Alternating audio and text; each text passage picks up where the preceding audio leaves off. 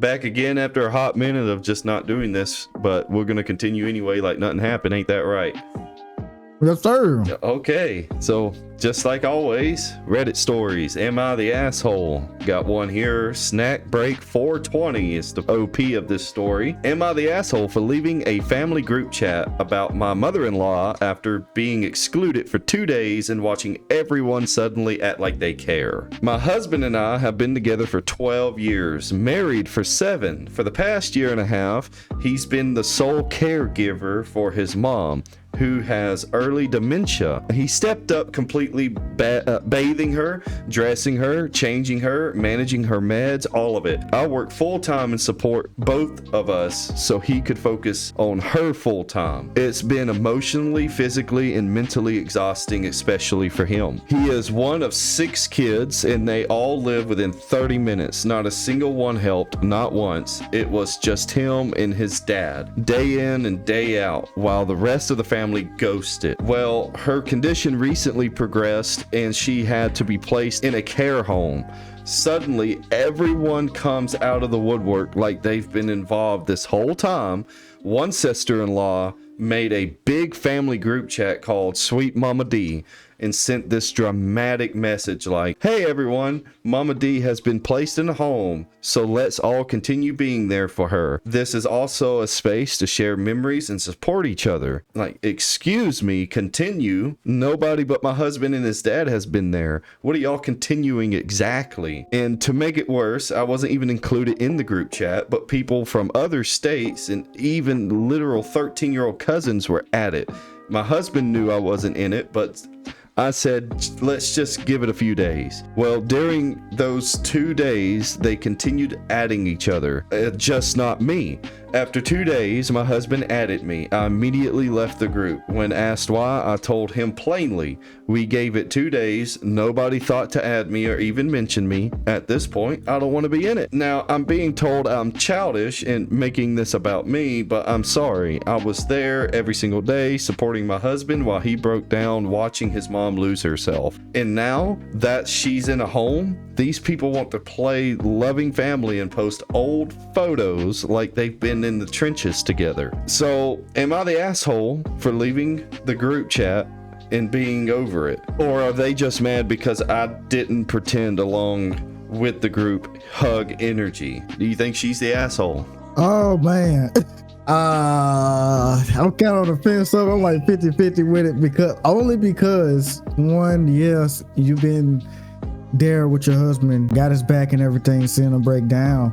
But at the same time, though, you wasn't there all their lives. That's their family. They want to make a group chat or whatever and not add you up in it. They don't have to. Just because you just came in with the last, couple of years or so, or past a year and a half, now it doesn't mean that, hey, your family and everything. But what I'm trying to get to is, one, you should have just stayed in the group chat when he added you. That was a little bit too much. I feel like that was petty, for one. 2, like I said, you don't know what they all been through together and everything. Yeah, they haven't been here in the past year and a half, but at the same time, you don't know what their past is. Yeah, I get that, but I'm gonna go with not the asshole, just simply because it kind of resonates with what's happening on my side of the family right now. So, and the reason why I say not the asshole is because in her post, she stated that all of the siblings live within 30 minutes of each other from the mother's house. None of them was willing to go over there and help her even just a little bit, and it's all been her husband now. Yes, she hasn't been in that family her entire life or anything like that, but that's also kind of unfair to say at the same time because they have been together for 12 years, married for 7. It's true. So, like, anything that's going on with my family, that's my wife's business. She's a part of it, whether they like it or not. That's how I view my marriage. So I think she's not the asshole. A little bit pettiness, but I understand to her, it's more of the principle of the matter at this point. Yeah.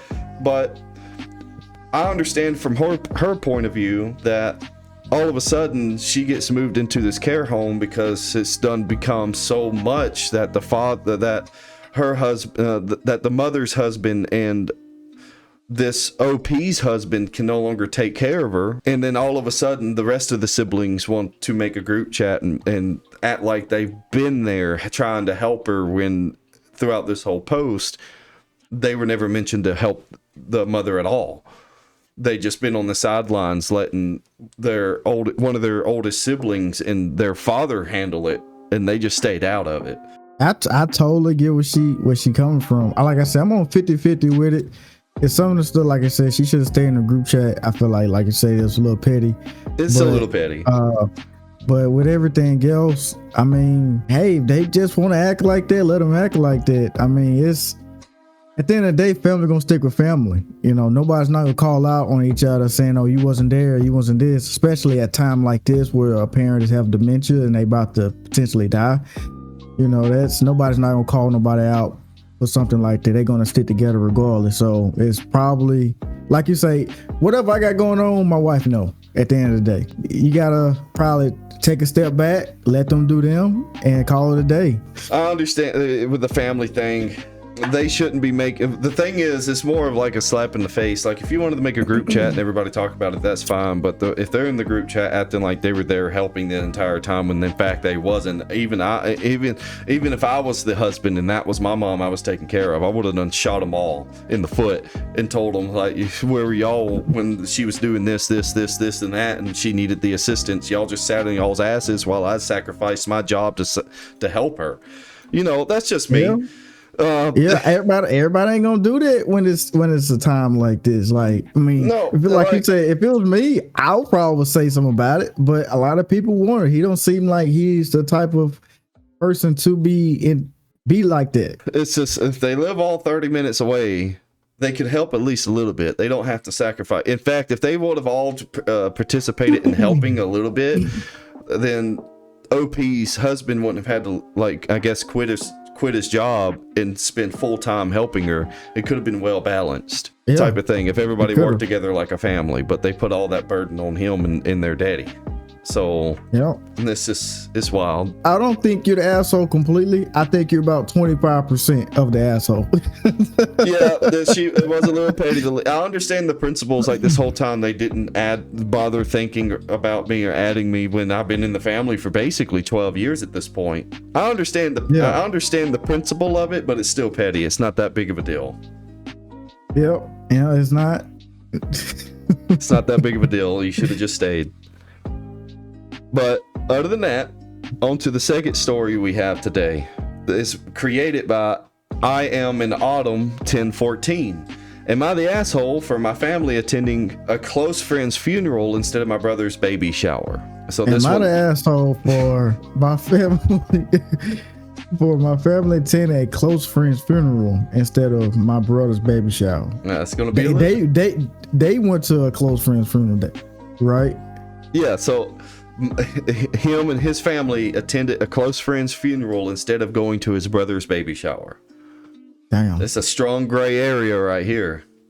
Yeah, it is. So it says, my family lost a dear friend and mentor / father figure of over 20 years to my husband. The services will be the same day as my brother's first baby shower. Both of these events require travel.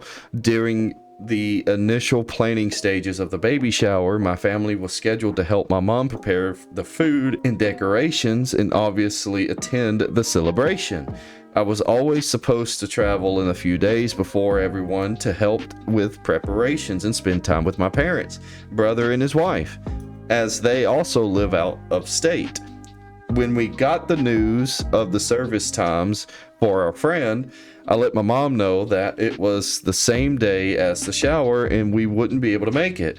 My husband is giving the eulogy, but that I still wanted to come the week before and help her and spend time with them, but would leave early so I would attend the funeral.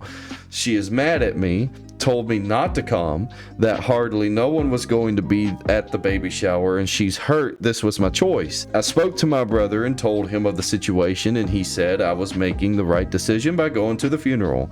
According to my mom, that was just lip service. What was he supposed to say? The choice was already made. They are all so hurt that we won't be there. She won't pick up the phone when I call, and I got these details via a few short text messages. Am I the asshole? So the dad and the mama and the brother is going to the funeral instead of the brothers and the wife baby shower. Yes. Damn, okay. So, Ooh. You want me to answer first? Yeah, you go first. I don't even know. I'm in.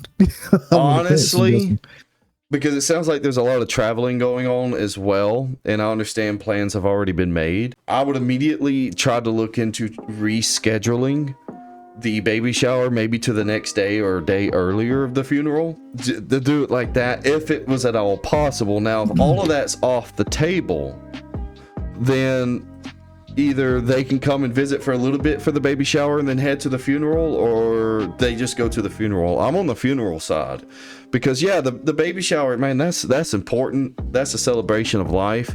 But the funeral, I mean, this is the last time you're going to have anything to do with this person who you admired, who was big and important to the family. This is the last time you're going to have any type of interaction, not physically with the deceased, but just with anything. The baby shower, yeah, that's important, but you can just hold another one, a makeup baby shower, or reschedule it, or do something with that, because this funeral, this is once for this person, and that's it.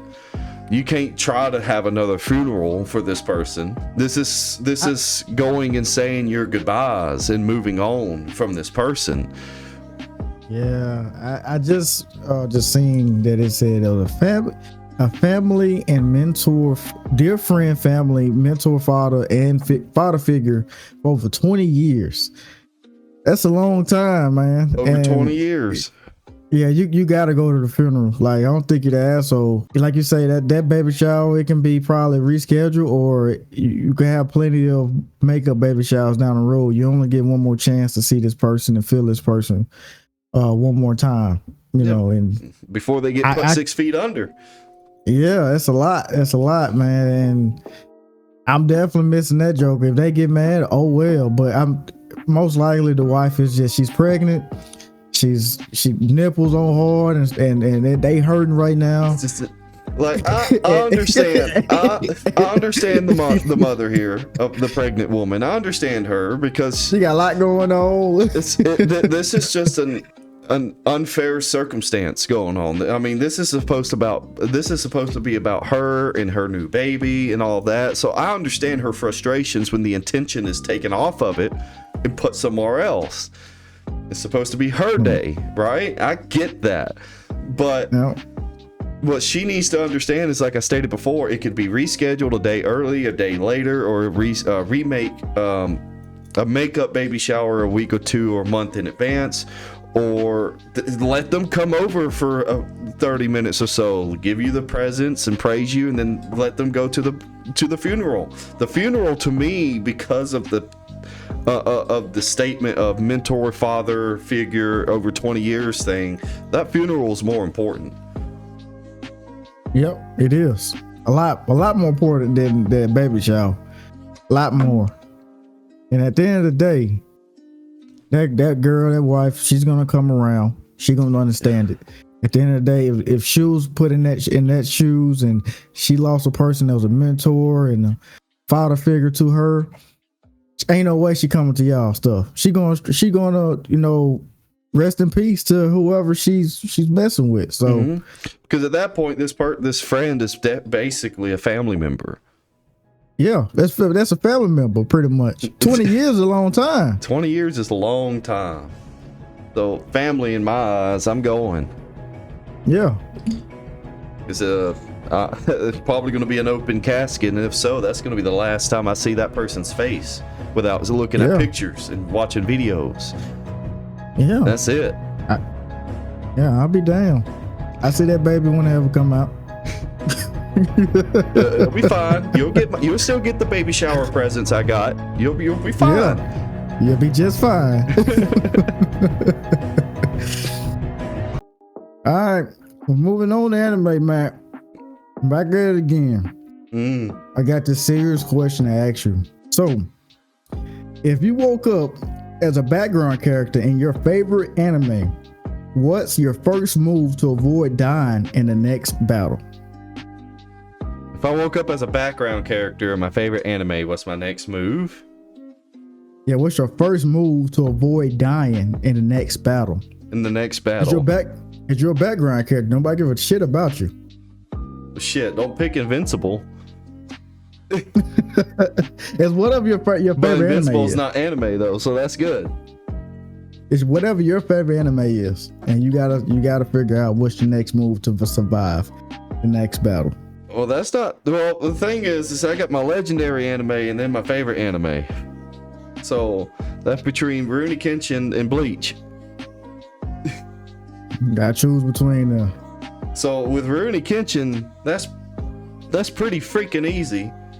But with Bleach, that's a different story. Now, I'm gonna pick Bleach. Okay, I'm a background character. Okay, well, the Bleach has a bunch of background characters. You got background Soul Reapers, background Hollows, background humans. Which background am I gonna be? Let's say you're a background human. A background human.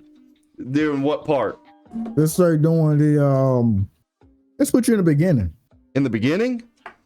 That ain't too difficult.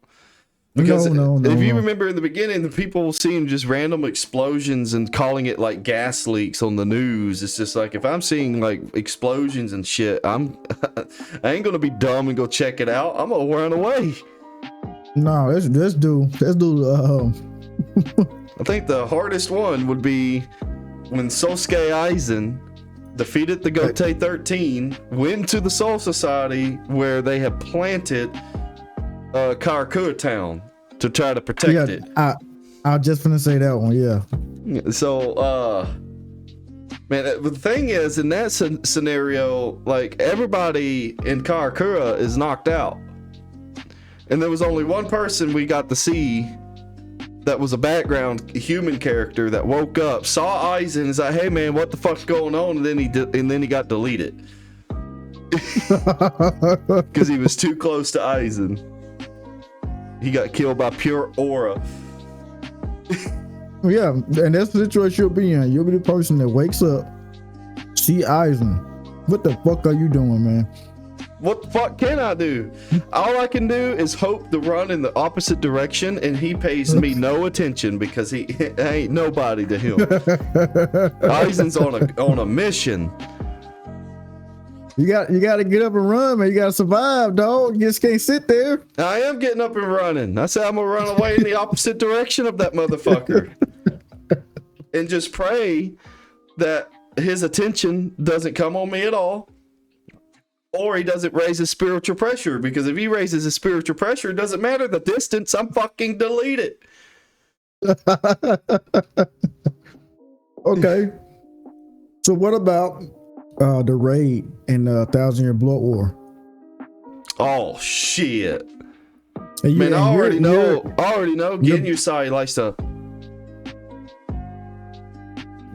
give that fucking side-eye bullshit. I already know Genyusai. I know I ain't getting no fucking backup. Yeah, you're a background Soul Reaper. No, yeah, I'm a background Soul Reaper. I'm gonna get into the underground tunnels where Ichigo was during his first invasion, and Hinata would heal him after each battle. I'm going in the underground tunnels and hiding. Not the underground tunnels, bro. Yeah, I might be smelling like shit and piss, but at least I'm alive. You gonna sit there and mess over your comrades like that? Fuck let them all die. Yeah. Oh, come on, man. You What am I do gonna that. do? I'm gonna look at them and say, "I'm coming for you," and then they're gonna cut me off in the middle of my sentence, and I'm split in half by the Stern Ritter. I'm good. Yeah, I'm just gonna get fucking split in half, man. I'm good. Goodness. You saw the first invasion. All those Soul Reapers guarded up at the gates, and they just busted the fucking gates down and said, "Hey, motherfuckers," and then blew them all up. So you decided you're just gonna be a bitch that day, huh? I am gonna be a bitch. I probably don't even know my Shikai yet. If I'm a background Soul Reaper, I can't even transform it once. I'm just bare boning it out here. The best chance I got is maybe low level keto. And keto ain't gonna do shit, not low level keto. That's it, baby. That's all you need. I'm gonna be spamming Shakaho. over and over again. You can go against what's his name? If you say fucking guy. The U-Haul bar. You go against him, baby. You get your training up. No, he ain't even gonna care, man. Look, you fight against him, your power level is gonna shoot through the roof, just like in if Dragon I go Ball, against man. him, it's gonna be like Aizen all over again. You just gotta survive. That's all. Survive how? Just get hit. Just one good time, your power level gonna go shoot through the roof. You're gonna be probably getting your Zombot toe by you flying through the air. So you're talking about having a Zenkai boost on steroids? Yeah. No, I don't think that's how I work in Dragon Ball, man. Well, this ain't Dragon Ball. The only broken character that has that ability is Ichigo and Kenpachi. Them two motherfuckers, every time they fight, they get stronger. You know why? Because they love the art of battle. They don't leave their comrades behind. You hiding like a little bitch. Ichigo don't love the art of battle. That's all Kenpachi. No, man, he loved the art of battle, man. He always getting to shit and trying to fight somebody. He can stay out of that shit. He want to run to the war. He don't want to run from it. Yeah. He could have minded his damn business and went back to Earth. He decided to go to the Soul Society and get his ass beat. Yeah, beat the fuck up. If I was a secret background Soul Reaper that had a tremendous amount of potential, I might do something. I might try to do something. But other than that, no, I ain't got no potential. Just another person that probably just graduated from the academy and just got placed in an officer seat in one of the squads. First day on the job. And then get invaded by the Quincy's. I'm fucking good. Like, this is not what I signed up for. This is what you signed up for. It's like going to the military and they ship you out to Iraq while there's a war going on. That ain't what I signed up for, man. You want to go to college, motherfucker? No, you better go online when you get back. You going to war today. No, I'm good. I'm peachy. Man, I got another question. Oh shit. So, if you woke up in the anime world as a filler character, what's your plan to become the fan favorite before they kill you off? A filler character? Mm-hmm. In an anime, and I'm a filler character. Bleach has got good filler characters. Yeah, but you got to be a filler character for like to stay on the screen for them not to kill you off, because you know the writer is gonna fuck around and just, hey, we're done with this arc, so now it's time to move on from Matt bitch ass. They just want to hide in the sewers. Well, shit. Let's see, filler characters. Let's see. If I pick Dragon Ball, I'm gonna be Garlic Jr. I'm gonna be Garlic Jr. Look, they done thrown my ass into the dead zone once in the movie, and then I come back in filler episodes between the Android saga and after Frieza get defeated. If you remember those episodes, I'm gonna come back as Garlic Jr., go up to Kami and be like, you know what? I threw a temper tantrum. I understand now. I'm here to help. I have my dead zone ability and my other abilities, man. I could be a great asset. Put me on the Z team. When Frieza's ass comes back with King Cold, I open up the dead zone. All we gotta do is just knock him towards it and it's over. Oh my goodness. So you telling me you gonna go to Mr. Popo and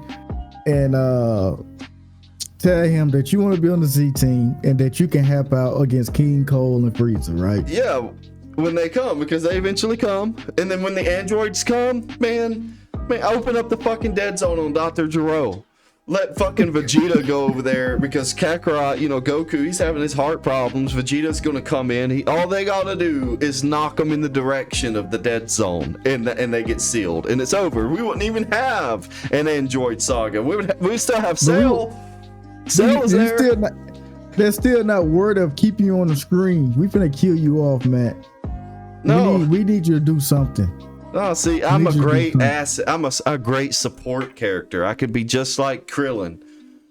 Oh my goodness, Krillin. Yeah, Krillin's still on screen, man. He's still on the screen. He fought in the Tournament of Power. Imagine Garlic Jr. Tournament of Power just opens up the dead zone. Jaren might be the only motherfucker that can't get pushed up in there. You know why Krillin is a human and decided to go to Planet Namek and fight against Frieza and the Ginyu Force. You know his Zenkai boost is insane. Just like the punch one time. Boost. He ain't saying. He got a human boost. What the fuck? He's on steroids or whatever. That fucker, they say his fucking power is over 1 billion as a human. And he still gets his ass wrecked. Hey, look, you always have a stronger warriors in the world. He's still a human at the end of the day. He's a superhuman. No. He's like Captain America on like 10 times steroids. What I would do is, if I would come back as let's say Garlic Jr. I come back as Garlic Jr. Okay. I come back as him as a side character. First thing I'm fucking doing, I'm going to kill Krillin, Tien, Yamcha, and then next I'm gonna get Bulma. Why as trying to do some scientific shit. When I take them out, when I take them out, it's gonna be all. It's gonna. Oh, I'm gonna take out Chi-Chi next. Chi-Chi gotta go. Her annoying ass. And Goten and Trunks. So I'm killing all them. I'm killing all them people right there. The writer's gonna look at, damn, this motherfucker's a menace. He's a beast. We gotta keep him around. He's bringing more story to the table by killing everybody. By killing everybody. Now look, I might die afterwards. Potentially. If I can get away fast enough, I'll be fine. But afterwards, they want to keep bringing me back, and they're gonna make me stronger. The writers are. Just because. And then after that, when they make me stronger, I'm not letting Goku power up to Super Saiyan 1, 2, or 3. I'm whooping his ass in base form and killing him off back with my most powerful move. And if that shit don't work, I might as well gonna take myself out. No, you just open up the dead zone. No, man. Yeah. That shit ain't gonna work. The dead zone's very powerful. The thing is that the dead zone's a double-edged sword. You gotta know how to use it properly. Man, if I fuck around and kill all the people, bro, Goku gonna fuck around, turn to Super Saiyan 5 on my ass. It's over with. That's when you prepare right off the bat. It's a done deal, man. No, you gotta be like Batman at that point. You gotta plan ahead. 10 steps. Goku ain't smart. He dumb. He is. He probably can't even find my ass after I leave the planet. I'm taking all of them out and I'm getting my own sideshow. Getting your own sideshow. The and then you run into Bobbity. Oh my goodness. And then you run into Bobbity. I gotta take him off all back. Have fun trying. He's got all that magic stuff and barriers and whatnot. He's gonna invade your mind and make you a slave, just like Deborah. Man, hopefully when we go back to Earth, they won't know that I the one did the shit and they take out Bobbity. And then after that, I get on after they kill him, I can just go and get out under his spell and I go right back to where my sideshow at and continue with that. Adventures of Garlic Jr. Who will he kill next? Damn. Yep. Probably just find me a sand girl and just have some garlic babies. Garlic babies. I'm gonna make some good garlic bread. Yeah, some good garlic bread. Toast them buns. Toast them buns, baby. Oil them up.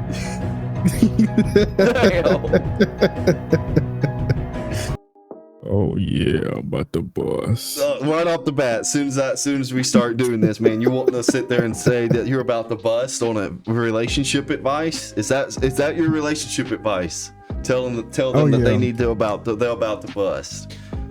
Hey, to help your relationship always is to bust a nut quick. Don't take too long, not 5 minutes, not 2 minutes. It might help because then they're going to get post-nut clarity and realize that this ain't for them. Exactly. 10 seconds in, bam, bam, bam. Oh yeah, I don't need to be here. It's time to go. I got my nut, it's time to go. But anyway, we're on relationship advice on Reddit. And we got 2 stories here. The first one is by JBoys13. My girlfriend, 21 female, is mad at me, 23 male, because our dates were not like the ones on TikTok. Am I the bad guy? Damn. Right off the bat. 58 minutes ago. Me, male 23, has taken my girlfriend, female 21, on $1,000 plus worth of dates this year and have bought her over 7 banquets of flowers this year.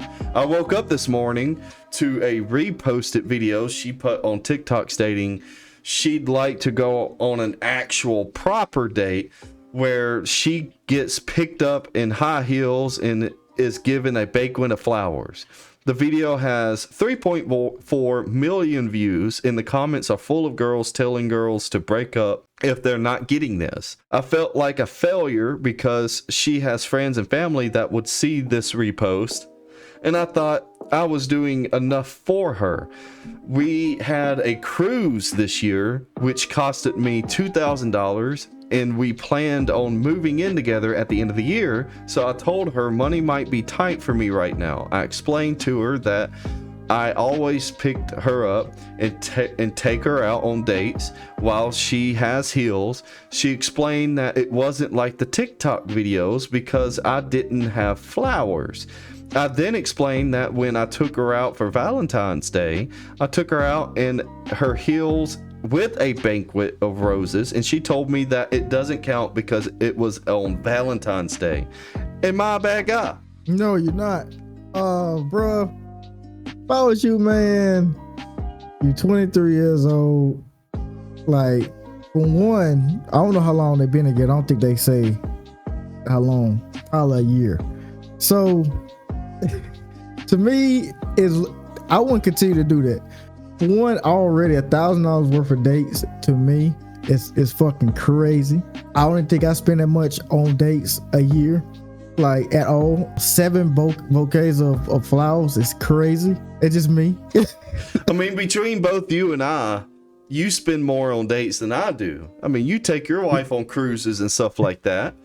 That's not even dates. That's just a vacation. A vacation. Yeah. Like, but you still go out. Yeah, like all our dates doesn't consist of using money. Like going to a park, relaxing, going to get some ice cream, taking her to a movie, taking her out to eat. That ain't $1,000. Like that's just crazy. Like I would just literally sit her down, let her know, hey, this what you're gonna be expecting me to do. I'm not gonna do it. This what I'm gonna do for the next year. If you don't like it, call it a day. I will cut out the $1,000 worth of dates. I'll cut out the 7 bouquets and do it every now and then.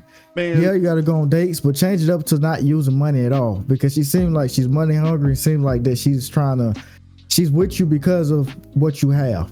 She's that new generation woman anyway, 21 years old. I mean, that's all she cares about is that money stuff and being glamorous. It's no, if it were me, man, sit there and boldly tell her, it's like, you're just using me for my money to get what you want, and if you don't change, I'm fucking leaving.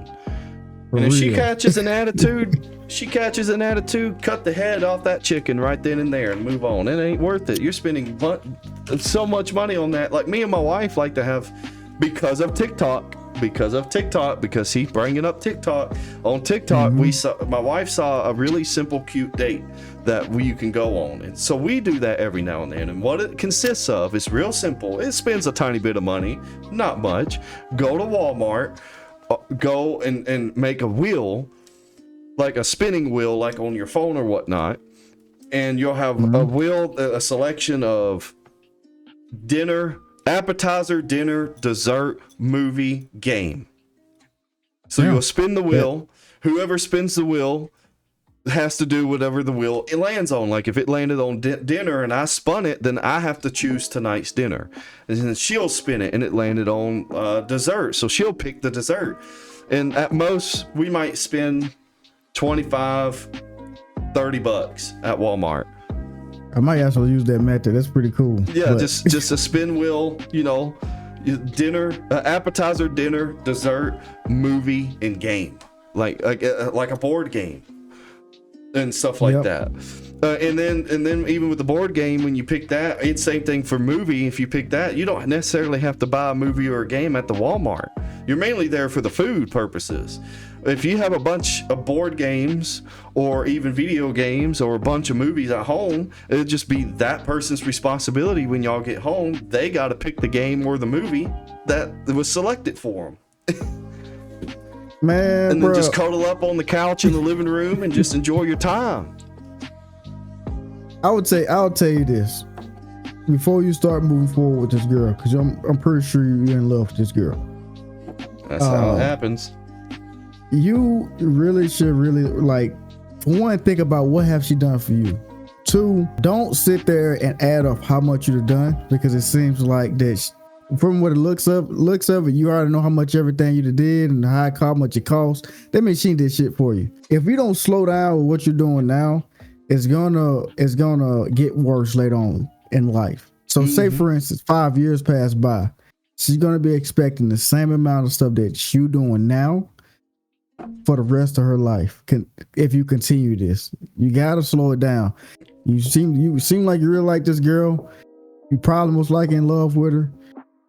To really know if she's gonna be there with you through thick and thin and really fuck with you, slow down all that shit. Start going on actual sentimental dates, like as in like taking a walk through the park or doing what Matt doing with the spinning wheel, doing stuff that actually takes time to like do and think about. That's actually just gonna have y'all thinking and talking, and instead of doing $2,000 worth of stuff and $1,000 worth of stuff, dates is not all about money. It's about just being with each other, building that connection. That's really all it is for the most part. The money's just a bonus thing if it happens to get involved. But no, I agree. It's just like what CEDDYCAIN said. Take a look at your relationship and look at her. What is she doing for you? Because a relationship works both ways, especially if you ever have thoughts of marrying a person. Not only marrying a person because you love this person, but you also got to treat it like a business transaction in a way. And I know a lot of people don't like that term, but that's the best way I can explain it. If we get married, how are you going to help me and how am I going to help you? How are we going to mutually help each other to build our family? Because if you both can't mutually help each other to build something together under marriage, it's going to crumble. So what is she doing for you? Is she buying you flowers? Is she buying you things that you like? Is she spontaneous with doing random things for you? You know, helping you in any form or fashion? It sounds like you're doing all the leg work here. Your back must be in severe pain, worse than my back right now. You're gonna mess around and have yourself feeling like that, like right now you're not good enough. Man, slow down. Actually, don't use no money for the next couple days. See what she do, see how she feels, and if she say some wild shit, just leave her alone. She's not the one for you. She's gonna be saying wild shit on the first date he attempts with no money involved.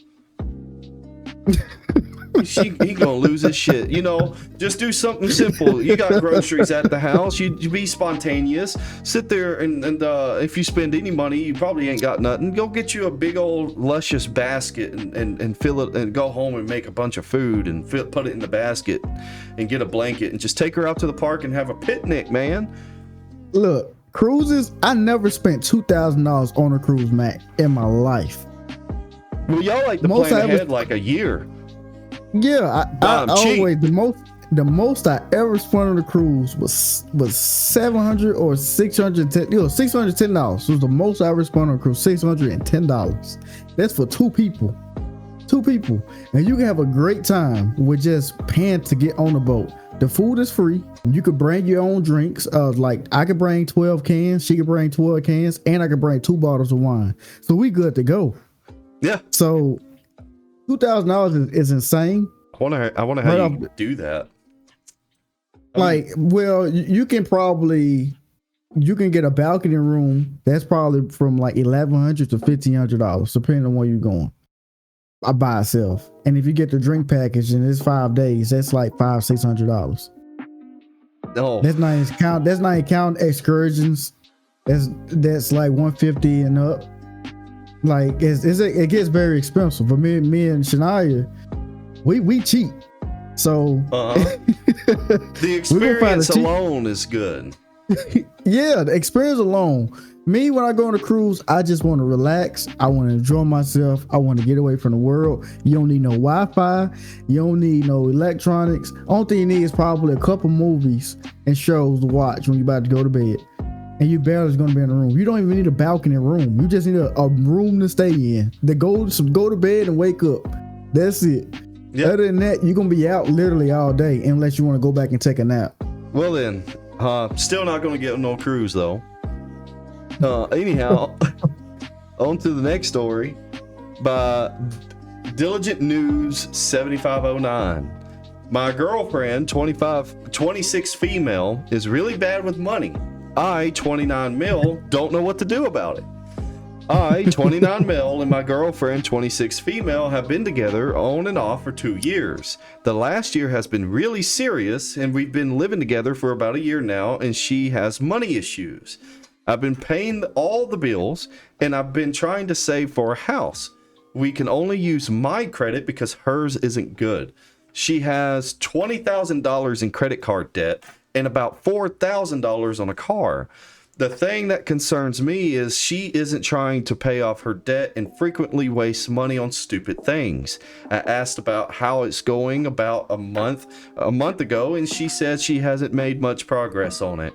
In the last 2 months, she's gotten a new iPad, got $300-400 tattoo, and wants to take 3 small trips in the next 2 months, which are easily a couple of grand between both of us.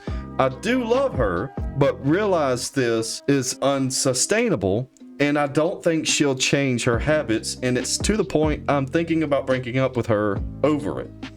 What can I do to help her realize the severity of having debt like this and not getting rid of it? Nothing you can do in this situation. Get up and get your ass, get on, bro. You got to get away from this situation. Because she gonna get your ass in a bad predicament, big dog. Look, don't get married yet. Don't get married, please. Please don't get married. Talk about equity there.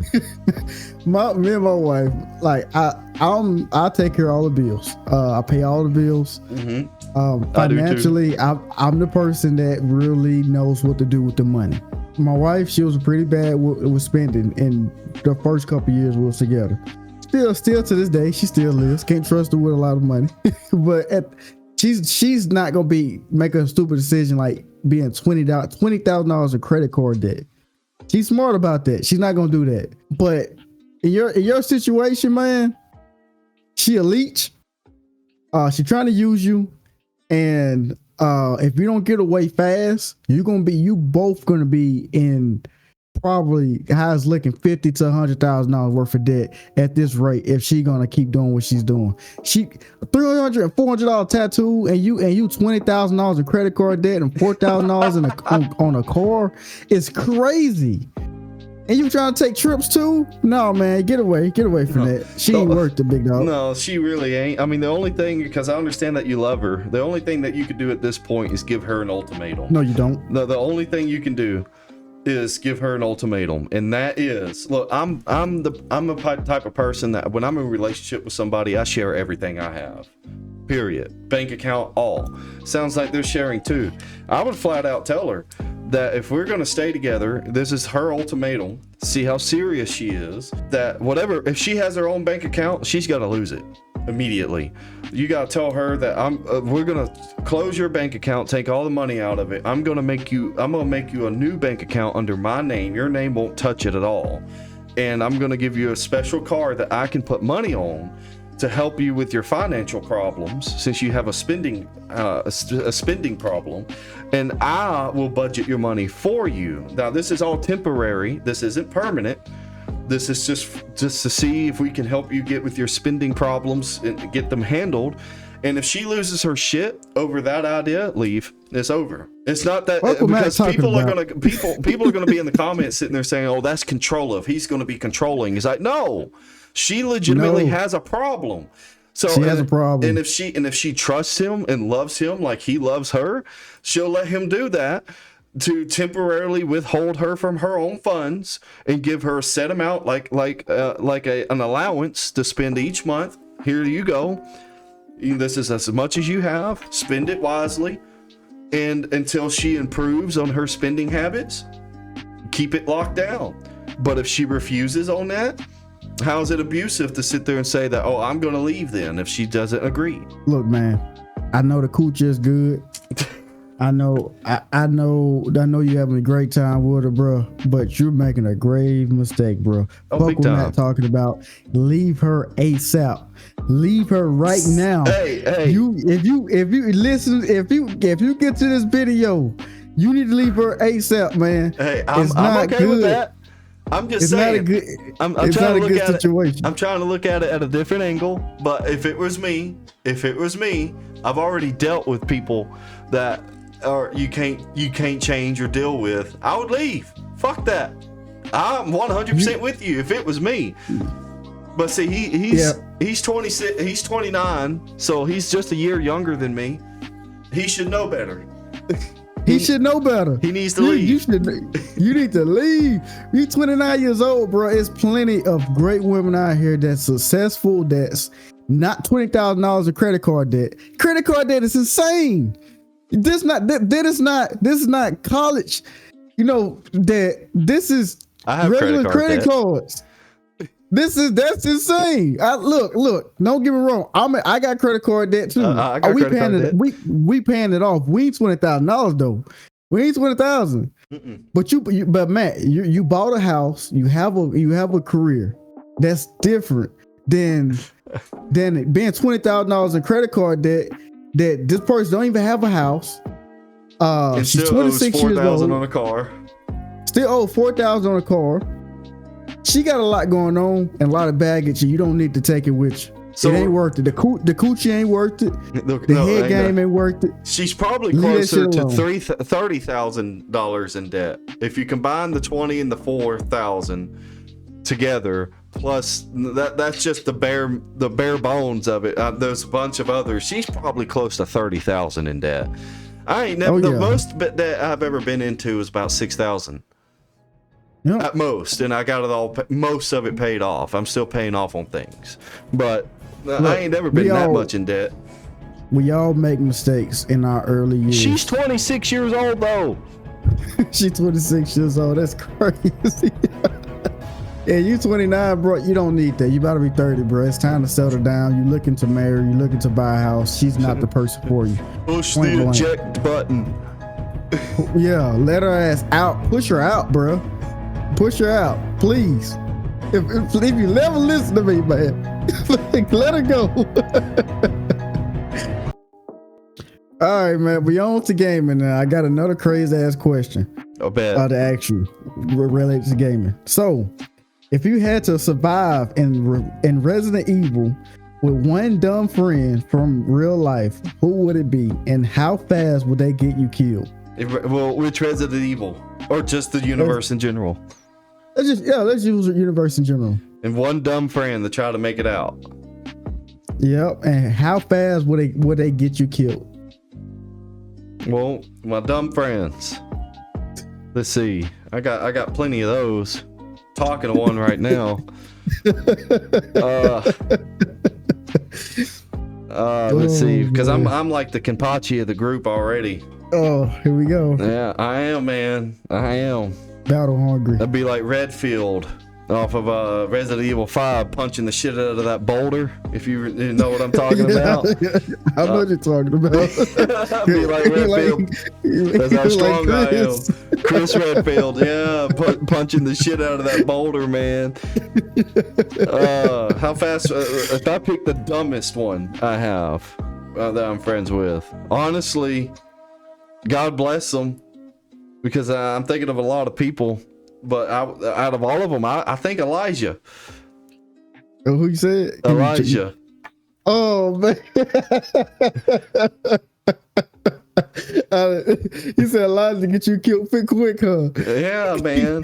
He'll be too busy trying to explain to whoever we're talking to why, we're here, but we don't have the equipment to do what we need to do, so we're going to have to do this later. We ain't gonna never have no equipment to do what we need.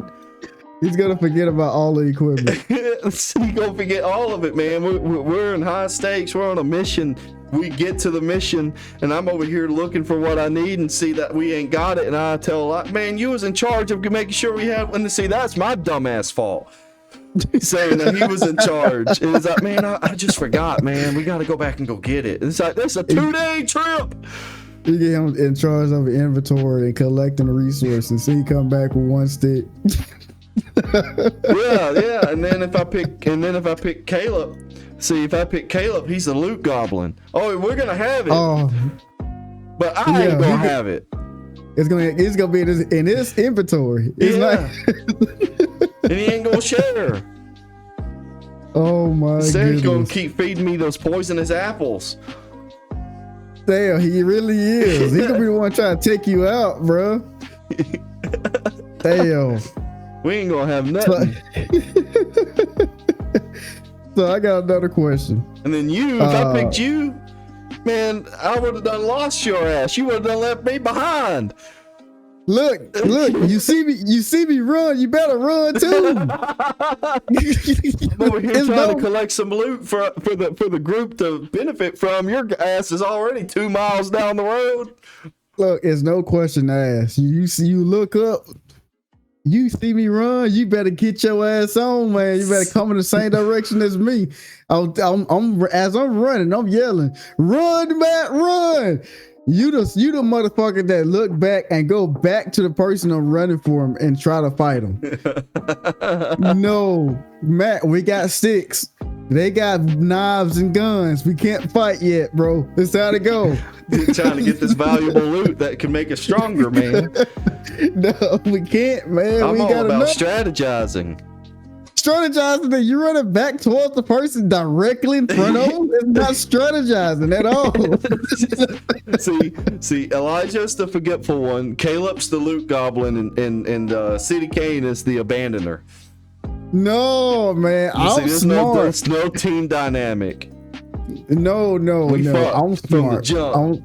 I'm smart because you gonna survive the longest with me. You know why, Matt? Because I'm not gonna fuck around and try to fight every single person, every zombie.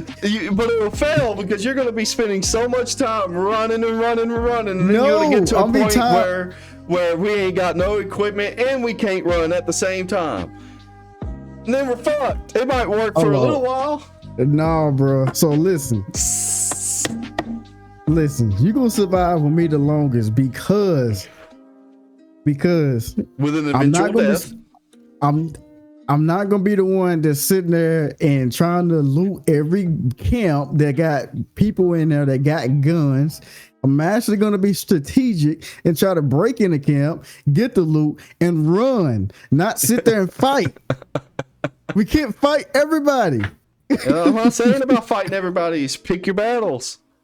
You ain't trying to pick no battles, Matt. You trying to be loot. You trying to loot everything that comes your way.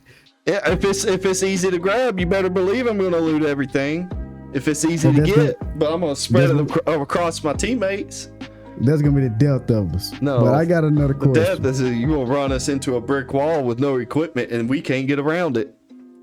It's not an if, it's a when you get us killed. Yeah, I might live the longest following you out of the other two, but I'm still gonna die in the end. We ain't gonna have the proper equipment to handle.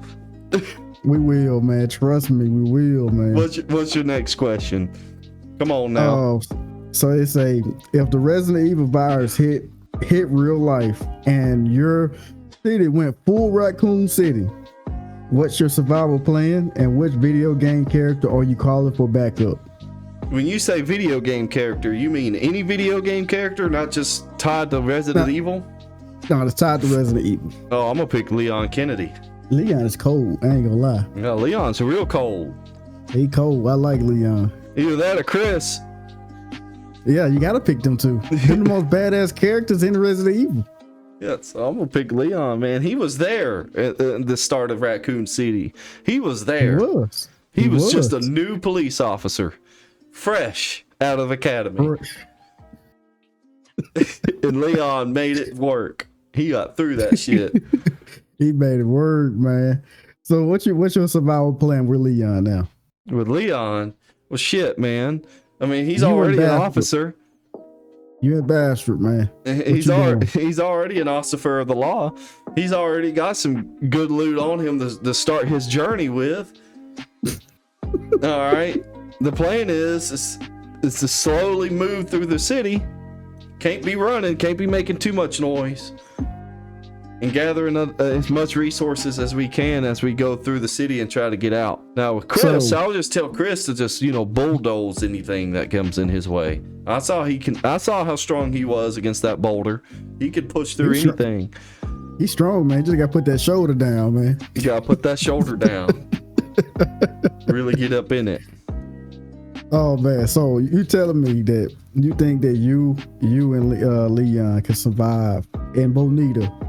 Out there in Bonita. Bonita is bumfuck Egypt. You gotta make your way tomorrow to save Shade, because she's in Monroe. She's stuck at a Walmart. Inside the bathroom. Man, the Monroe Walmart, man, she'll be fine. She just gotta hide. You know what people go into Monroe Walmart, man? They all packing heat, just about, and they're all crazy and methed out. All she gotta do is bunker down, lay low. She'll be fine until I get there. I'd be more worried about the people in the Walmart than the zombies. Oh my goodness, man. The people in Walmart. Come on now. Yeah. That's true. That is true. You gotta worry about them. Out of the 3 Walmarts that we have between Bastrop, Monroe, and West Monroe, Monroe is the worst one. Monroe is the worst one. Monroe is the worst one. I think West Monroe is the best in my opinion. I've been to one in Bastrop, but me personally, not just because of where I live, but Bastrop seems better than West Monroe. Yeah, it can go either way. Well, either way, like Monroe's off the table. Yeah, Monroe off the table. You got to fight against the Resident Evil zombies and the crazy infected and cracked out humans that's in there with guns and knives. You're gonna have zombies and then people that act like zombies because they're on bath salts. Exactly. What are you doing in that situation? You got 100 crackheads and then you got 100 zombies. It's an all-going war. I don't even think I'm getting out of that. If I've caught in the middle, it's game over. You and Leon is in the middle. Y'all gotta survive. You got Leon, man. He cold. All right, but you got zombies that ain't shooting at you unless you got the special infected, and then you got the bath salt, meth, cracked head motherfuckers in Walmart all packed to the brim with firearms, firing at us. They might have stormtrooper aim, but that doesn't mean they ain't shooting. And they don't die either. They can take a couple bullets. Oh yeah, especially on that meth. I mean, they're superhuman. Oh, yeah. They're superhuman. They won't even know they're shot until they're out of blood, and then they'll still be fighting. Oh, somehow. Got one more? I think I got one more. You get bit by a zombie, but instead of turning undead, you just start moaning like Mr. X every 10 minutes. How would you survive? How would your squad handle it? That specific question. They'll probably turn on me. Not only did I get bit by a zombie, but if I'm moaning like Mr. X does, man, my teammates won't even fucking hesitate. They're gonna think I'm turning into one. It's over. There's not even trying to get out of that. Man, they're gonna be thinking I'm after their booty cheeks. They don't want that. They would rather be infected than get them booty cheeks clapped. They're gonna take my ass out. I ain't gonna lie, man. I'm probably gonna take you out myself, bro. You gotta go, dog. You doing it every 10 minutes, dog. You got that's it, bro. Sounds like I'm just randomly ejaculating in my pants. Yeah, every 5 seconds. And this is Resident Evil 2, bro. You gonna get us killed. You gonna get us killed, man. Oh. It's over at that point. It's over. It's over. I think that's it, man. I think on that note too, I think they should bring back some more the old Resident Evils. Yeah. New ones are cool. I do need to play them. I haven't played the recent new ones, but I think the old ones from like Raccoon City with Chris and stuff, the core of Resident Evil, they need to go back to that. Yeah. The only Resident Evil I played back in the day was Resident Evil Code Veronica. That was the only one I ever played back then, and that you play as Chris Redfield's sister in that one. Yeah, I remember that one. I forget her name. That was my introduction to Resident Evil. Was that one, Code Veronica? I played a few of them, and like compared to the ones today, I don't know what happened. I don't know why they went left with it, what type of story they got going on, but they did. But they say they love the games though. They love them.